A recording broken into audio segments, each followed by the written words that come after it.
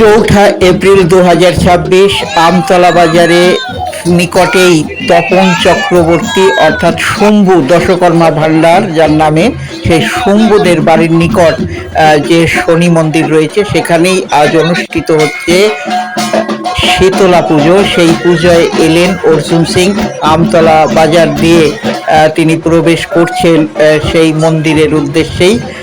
সেখানে তিনি পুজো নিবেদন করবেন এবং ভক্তদের কাছে আশীর্বাদ নিতেই তিনি এসছেন।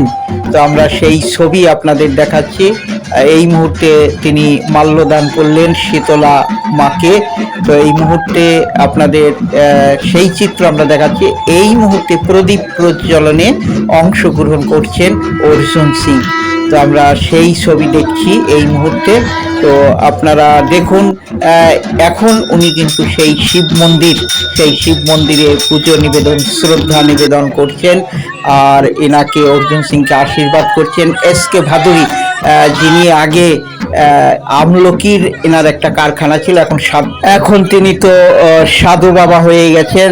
তিনি আশীর্বাদ করছেন এই মুহূর্তে অর্জুন সিংকে। তিনি নোয়াপাড়া বিধানসভার বিজেপি মনোনীত প্রার্থী আর তাকেই আশীর্বাদ করছেন।